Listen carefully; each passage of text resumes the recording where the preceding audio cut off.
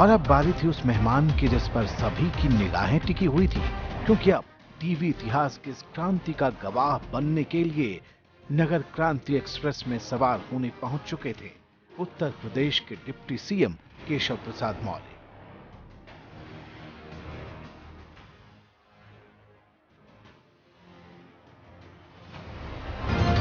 इस बार हम लोग 17 में से 17 जीतेंगे और हमारी तैयारी सभी सीटों में खास है। सपा बसपा कांग्रेस के जो नेता हैं वह प्रचार के मैदान में कहीं आपको दिखाई नहीं देते होंगे।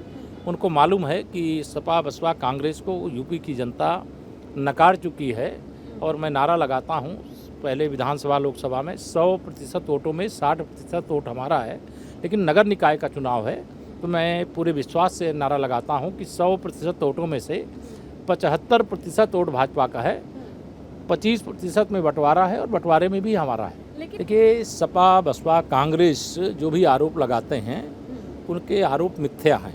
उनकी पार्टियों में भगदड़ मची हुई है। सपा बसपा कांग्रेस का सूर्य अस्त की ओर है।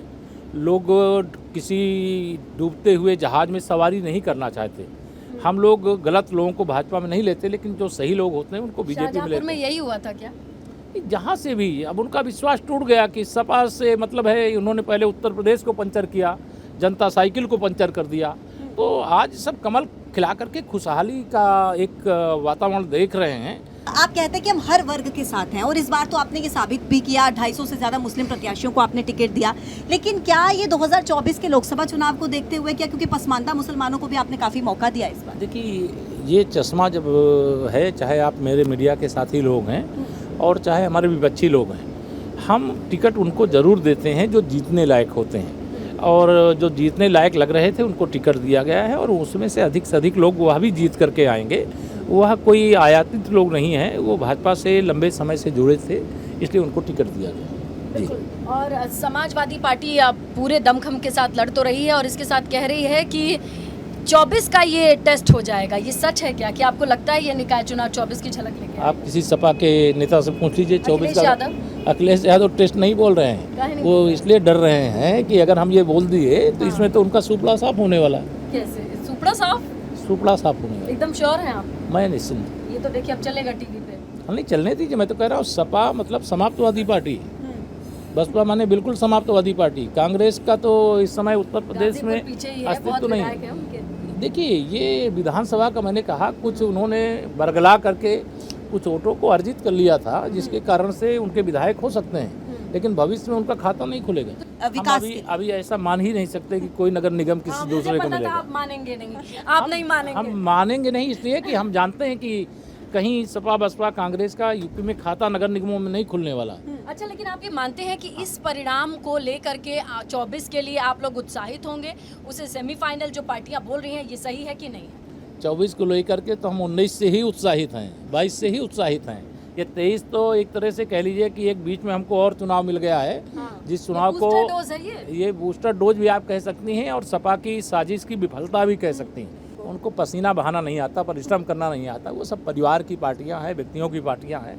भाजपा कोटि कार्यकर्ताओं की पार्टी है और यहाँ एक कार्यकर्ता, और चाहे वह किसी भी पद पर हो, वह भी पहले कार्यकर्ता है, बाद में किसी पद पे है। मैं उप मुख्यमंत्री बाद में अपने को मानता हूँ, भाजपा का एक साधारण कार्यकर्ता पहले मानता हूँ। लेकिन केशव प्रसाद जी, आप आते हैं संगम नगरी, बहुत नज़दीक है आपके यहाँ से, और बस अब थोड़ा सा ही वक्त रह गया है। उसे कहते हैं गंगा जमुना सरस्वती। ठीक, गंगा मानते हैं बीजेपी को, जमुना होती सहयोगी पार्टी जहाँ पर, लेकिन तीसरी अदृश्य सरस्वती बसपा को क्यों कहते हैं?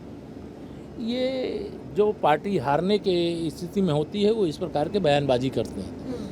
कोई ना कोई बहाना एडवांस में वो तैयार करते हैं कि अगर 13 मई सपा बसपा कांग्रेस गई तो क्या बहाना निकालेंगे। एक नया नारा है, फिर से हम सुनना चाहेंगे। मैं यही बता रहा हूँ कि 4 मई और 10 मई को मतदान होगा, 13 मई को वोटों की गिनती होगी और वोटों की गिनती के बाद एक ही नारा उत्तर प्रदेश के अंदर सुनाई देगा चारों तरफ से कि 13 मई सपा बसपा कांग्रेस गई।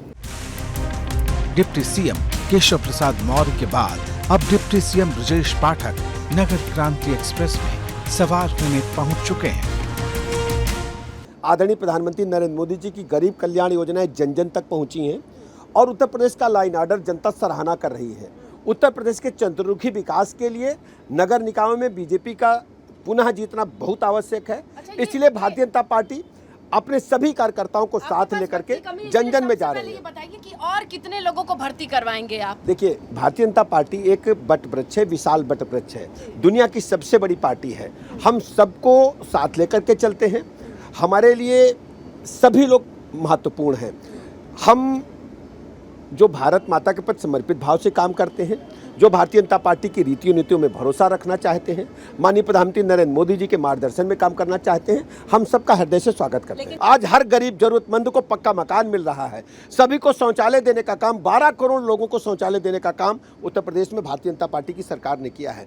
जल जीवन मिशन के तहत हम घर घर नल से जल पहुँचाने जा रहे हैं। आपको पता है, इसी प्रदेश में बुंदेलखंड में समाजवादी पार्टी की सरकार में हमें ट्रेन से पानी मंगाने की नौबत आ पड़ी थी, अखबारों की सुर्खियां बना था।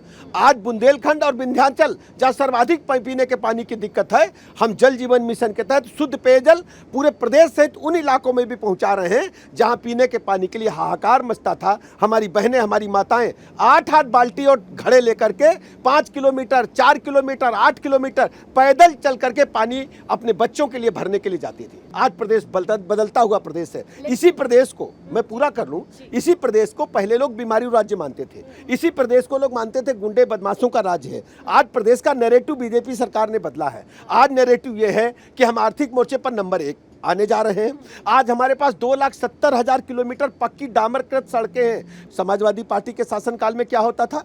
केवल रामपुर, इटावा और मणिपुरी को बिजली जाती थी। हमारे रिश्तेदार, हमारे बुआ फूफा जो पूछते थे, हमारे रिश्तेदार आते थे घर में, पूछते थे कि यूपी में बिजली तुम्हारे जिले में इस बार दिन की है कि रात की? एक हफ्ता दिन में बत्ती आती थी, एक हफ्ता रात में। समाजवादी पार्टी के पास न कोई नीति है, न कोई एजेंडा है, न जनता के बीच में जाने की उनकी हिम्मत है। हमेशा जब जब सपा सत्ता में रही है, गुंडे, माफिया, बदमाश, लुच्चे, लफंगों को प्रमोट करना, उनको पुष्पित प्रज्वलित करना इनका प्रथम धर्म रहा है और उसका खामियाजा प्रदेश की जनता ने इन्हें अच्छी तरह दिया।